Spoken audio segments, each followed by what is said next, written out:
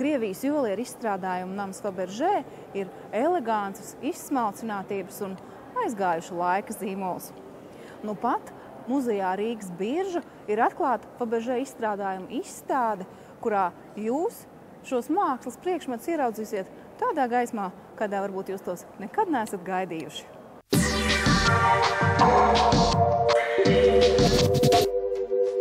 Pirmo reizi Latvijā iespējams aplūkot izstrādājumus, kas tapuši Fabergé juvelieru namā, kur pasaules slavu nodrošināja pasūtījumu no Krievijas cara galma, bet tā pamatos likta juveliera Karla Fabergé izcilība.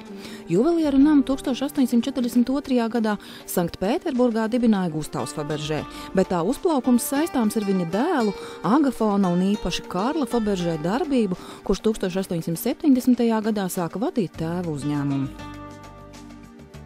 Te nostrādāja divi momenti būtībā. Karls Fabergé kā ļoti talantīgs, harizmātisks cilvēks, kas spēja sev piesaistīt izcilu komandu ne tikai no Krievijas, bet no Skandināvijas valstīm, no Baltijas, no Vācijas un vienlaicīgi mākslinieks, kas ģenerē idejas un arī biznesvenis vēl klāt. Mēs esam priecīgi, ka varam parādīt arī to saikni, kāda ir bijusi Latvijai un Fabergé namam, jo par to nepārāk daudz ir runāts, jo nav jau arī bijusi Fabergé izstāde līdz šim.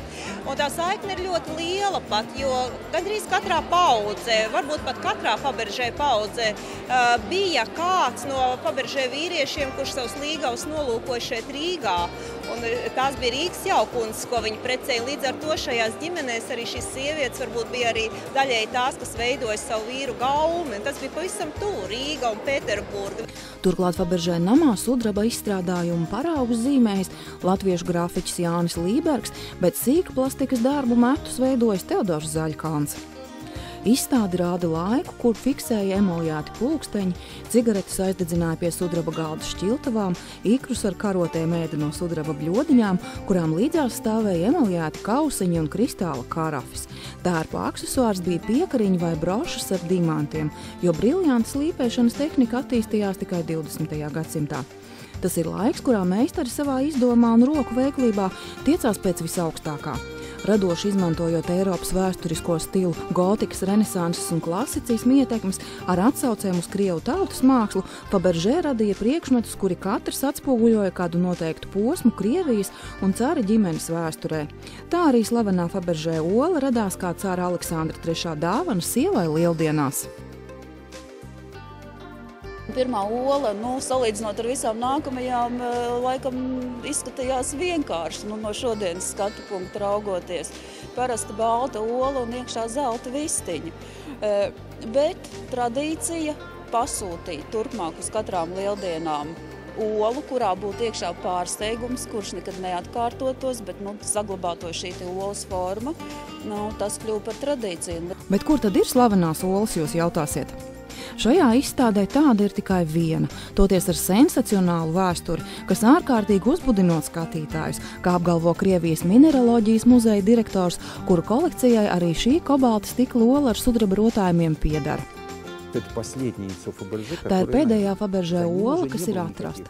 Pēc tam jau vairs jaunu olu nebija. Sākās revolūcija un Fabergé firma visi izbeidzās.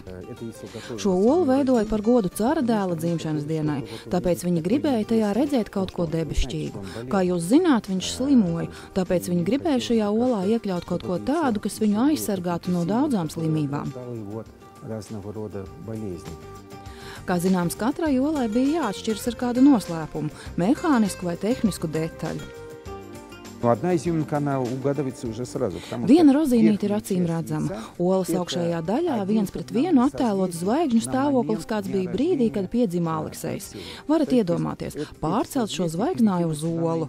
Ne tikai sagribēja ieliku šo zvaigzni te, bet to tur. Nē, viss ir tā, kā bija toreiz pēc astronomijas likumiem, un katru zvaigznīti vajadzēja izrotāt ar dimantiem. Stāsts par cara dēlu nepabeigto olu simbolizē arī visu Fabergé juvelieru nama vēsturi. Gribēja, varēja, bet nepaspēja. Pēc 1917. gada revolūcijas visas rūpnīcas un kolekcijas sagrāba bolševiki, bet 50. gados uz ārzemēm emigrējušie Fabergé mantinieki zaudēja tiesības radīt izstrādājumus ar šo vārdu. Zīmols šīs tiesības atguva tikai 2007. gadā. Tāpēc šī ir iespējams visās nozīmēs vērtīgākā izstāde Latvijas muzeja vēsturē, jo neaptveramajam dārgakmeņu un cēlmetālu daudzumam klāt nāk arī meistara roku darba vērtība, un tāpēc arī Fabergé priekšmeti mākslas izsolēs pasaulē ir vieni no dārgākajiem.